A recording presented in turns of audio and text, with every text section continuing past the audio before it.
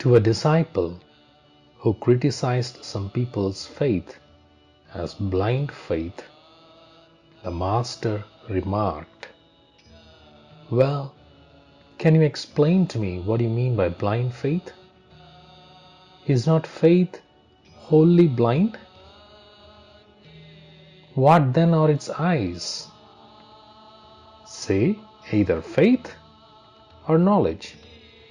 Or else what is this queer notion that faith in some instances is blind and in others is with eyes? Man suffers through lack of faith in God. There are physiological signs indicating who are endowed with faith and who are not. The bony sort of fellows, the hollow-eyed, the squint-eyed, these types cannot have faith easily. To kill another, sword and shield are needed, while to kill oneself, even a pin will do. So to teach others, one must study many scriptures and sciences, while to acquire spiritual illumination for oneself, or a firm faith in single scriptural utterance will suffice. There are various sects and creeds among the Hindus. Which of them should we take to? Parvati once asked Mahadeva, "O Lord, what is the root of the eternal, everlasting, all-embracing bliss?" To her, Mahadeva replied, "The root is faith." So the peculiarities of creeds and sects matter little or nothing. Let everyone take to devotional practices and perform the duties of his own creed with faith. Knowledge relating to God keeps pace with faith. Where there is little faith, it is idle to look for much knowledge. The cow which is over nice in matters of eating is not liberal in its supply of milk. But the cow which welcomes all kinds of foods, herbs, leaves, grass, husks, straw, and the rest, and eats them up with great appetite, gives an abundant supply. Her milk comes down from the udder into the pail in torrents.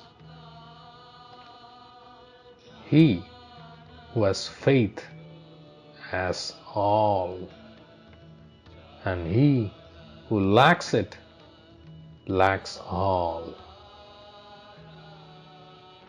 If you are keen on realizing God, repeat His name with firm faith and try to discriminate between the real and the unreal. Unless one becomes childlike in faith, it is very difficult for one to realize God. If the mother says to the child, "He is your brother," the child fully believes that the person referred to is really its brother. If the mother says, "Don't go there, that is a bogey," the child is indeed convinced that that is boggy. God is moved to pity when He sees in a man that kind of childlike faith. None can attain God with the calculating nature of the worldly minded.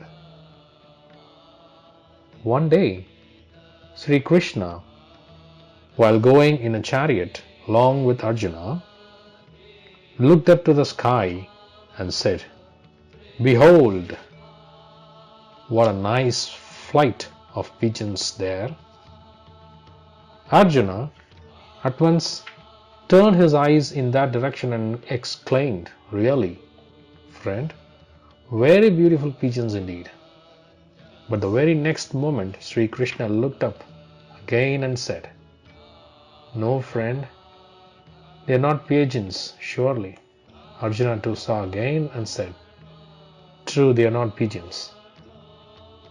Now try to understand the meaning of this.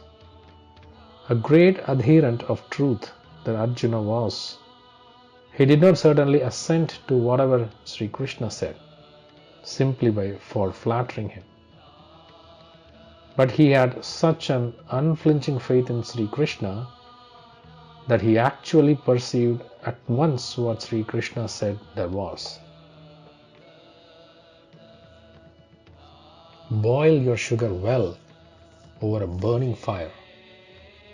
As long as there is dirt or impurity in it, the sweet infusion smokes and simmers. But when all the impurity and scum are cast out, there is neither smoke nor sound. Only the delicious crystalline syrup heaves in its unmixed worth. Then, whether liquid or solid, it becomes the delight of men and gods. Such is the character of the man of faith. A man wanted to cross a river. A sage gave him an amulet and said, This will carry you across. The man, taking it in his hand, began to walk over the water. Before he had gone half the way, he was seized with curiosity and opened the amulet to see what was in it. Therein he found, written on a piece of paper, the sacred name of Rama, the Lord. At this the man said deprecatingly, Is this the whole secret? No sooner did this skepticism enter his mind than he sank down. It is faith in the name of the Lord that works wonders. For faith in life and want of faith is death. A disciple who had firm faith in the infinite power of his Guru walked over a river by simply uttering his name. Seeing this, the Guru thought, Well, is there such a power in mere name? Then how very great and powerful must I be? The next day, the Guru also tried to walk over the river uttering I. But no sooner did he step on the water than he sank and was soon drowned. For the poor man did not know how to swim even. Faith can achieve miracles, while vanity or egotism brings about the destruction of man. Sri Ramachandra, who was God incarnate, had to bridge the ocean before he could cross over to Lanka. But Hanuman, his faithful monkey devotee and servant, crossed the ocean at one leap because of his firm faith in Rama. Here the servant achieved more than the master simply through faith. A king, guilty of the heinous of killing of a Brahmana, went to a hermitage of a rishi to learn what penance he must perform in order to be purified. The rishi was absent, but his son was in the hermitage. Hearing the report of the king, he said, Repeat the name of the god Rama 3 times and your sin will be expiated. When the rishi came back and heard of the remedy prescribed by his son, he remarked indignantly, Sins committed in myriads of births are purged immediately by uttering the name of the Almighty but once. How weak must be your faith, O fool, that you have ordered the holy name to be repeated thrice. For this weakness of your faith, you shall become an outcast. And the son became Guhaka of the Ramayana.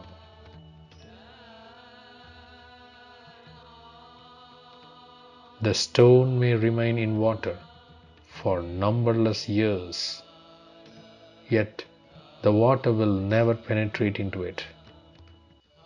But clay is soon soaked into the mud by the contact of water.